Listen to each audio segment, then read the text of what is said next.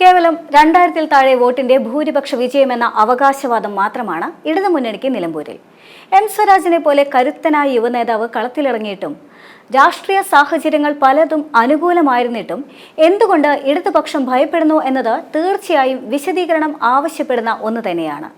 ആയാടൻ ഷൗക്കത്തിനെതിരെ ശക്തനായ സ്ഥാനാർത്ഥിയെ പ്രഖ്യാപിച്ചുകൊണ്ട് PV അൻവറിന്റെ വാക്കുകളെ കേവലം ജൽപ്പനങ്ങൾ മാത്രമായി കണ്ട് കരുത്ത് കാണിക്കാനിറങ്ങിയ ഇടതുമുന്നണിയെ കുരുക്കിയത് സെക്രട്ടറിയാണോ അതോ സതീശന്റെയും KCയുടെയും രാഷ്ട്രീയ തന്ത്രങ്ങളാണോ? കേരളത്തിലെ രാഷ്ട്രീയ നിരീക്ഷകരുടെയും മാധ്യമ പ്രവർത്തകരുടെയും വിശകലനങ്ങളിൽ നിന്നും തുടങ്ങാം. UDF അനുകൂല മണ്ഡലമായ നിലമ്പൂരിൽ എന്തെങ്കിലും പ്രത്യേക സാഹചര്യം ഉണ്ടെങ്കിലേ LDF ജയിക്കാറുള്ളൂ. 67-ൽ CPM നേതൃത്വം കൊടുത്ത സപ്തകക്ഷി മുന്നണിയിൽ മുസ്ലിം ലീഗ് ഉണ്ടായിരുന്നു. കുഞ്ഞാലിയെപ്പോലെ ജനകീയനായ നേതാവിനെയാണ് CPM സ്ഥാനാർത്ഥിയാക്കിയത്. രണ്ടും കൂടിയപ്പോൾ കുഞ്ഞാലി വിജയിച്ചു. 1980-ൽ ആദ്യം C ഹരിദാസനും പിന്നെ ആര്യാടൻ മുഹമ്മദും ജയിച്ചത് CPM മുന്നണിയിൽ നിന്നാണ്. അതിന് കാരണം കോൺഗ്രസ് പിളർന്ന ആന്റണി കോൺഗ്രസ് ഇപ്പുറം ചേർന്നതായിരുന്നു. 1982-ൽ K കരുണാകരൻ 14-ൽ 13 DCC പ്രസിഡന്റുമാർക്കും സീറ്റ് നൽകുകയും മലപ്പുറം DCC പ്രസിഡന്റായ TK ഹംസയ്ക്ക് മാത്രം സീറ്റ് നിഷേധിക്കുകയും ചെയ്തപ്പോൾ ഹംസ നിലമ്പൂരിൽ വിമത സ്ഥാനാർത്ഥിയായി. LDF ഹംസയെ പിന്തുണച്ചു. അങ്ങനെ ഹംസ വിജയിച്ചു.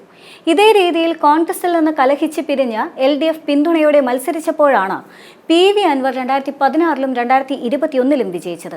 ഈ ചരിത്രം നോക്കുമ്പോൾ LDFനെതിരെ, അതിലേറെ മുഖ്യമന്ത്രി പിണറായി വിജയനെതിരെ അതിരൂക്ഷമായ കടന്നാക്രമണവുമായി അൻവർ രംഗത്ത് വന്നപ്പോൾ 2025-ലെ ഉപതെരഞ്ഞെടുപ്പിൽ സ്ഥാനാർത്ഥി ആരായാലും UDF അനായാസം വിജയിക്കുമെന്ന കാര്യം ഉറപ്പായിരുന്നു. അതിനിടയിലാണ് അൻവറിന് എതിർപ്പുള്ള ഷൗക്കത്തിനെ സ്ഥാനാർത്ഥിയായി പ്രഖ്യാപിച്ചുകൊണ്ട് VD സതീശൻ അൻവറിനോട് കൊമ്പു കോർത്തത്.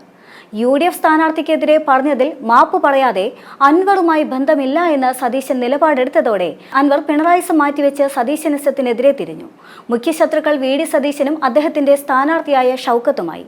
LDFന് കിട്ടിയ സുവർണ അവസരമായിരുന്നു അത്. സ്ഥാനാർത്ഥിയായി നിലമ്പൂരുകാരനും യുവ നേതാക്കളിൽ ശ്രദ്ധേയനുമായ M സ്വരാജ് വന്നതോടെ മത്സരം കടുത്തു.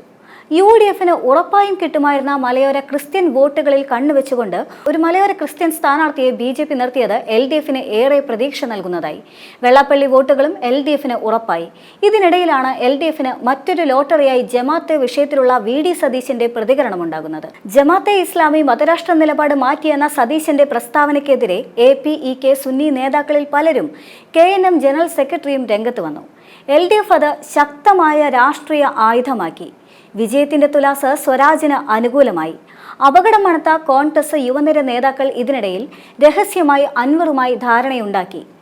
2026-ൽ അൻവറിന് സേഫ് സീറ്റ് നൽകും. പകരം അൻവർ ചെയ്യേണ്ടതും ചെയ്യരുതാത്തതുമായ കാര്യങ്ങളുണ്ട്. പരമാവധി LDF വോട്ടുകൾ അൻവർ സ്വന്തമാക്കണം. UDF വോട്ടുകൾ മാന്തിയെടുക്കരുത്. UDF സ്ഥാനാർത്ഥിക്കും പ്രതിപക്ഷ നേതാവിനുമെതിരെയുള്ള പരസ്യ വിമർശനം നിർത്തണം. ഇതെല്ലാമായിരുന്നു നിബന്ധനകൾ.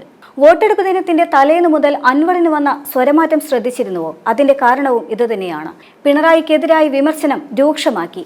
സതീശനിസം അൻവർ ഒഴിവാക്കി. താൻ വിജയിച്ചില്ല എങ്കിലും UDF സ്ഥാനാർത്ഥി ജയിക്കണമെന്നാണ് ആഗ്രഹമെന്ന് വരെ പറഞ്ഞു. എങ്കിലും LDFന് പ്രതീക്ഷിക്കാൻ വകയുണ്ടായിരുന്നു. സ്ഥാനാർത്ഥി എന്ന നിലയിൽ സ്വരാജ് നല്ല ഓളമുണ്ടാക്കിയിരുന്നു.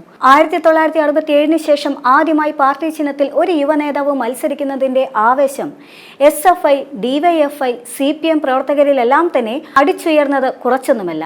എണ്ണയിട്ട യന്ത്രം പോലെയാണ് അവിടെ LDF പ്രവർത്തിച്ചത്.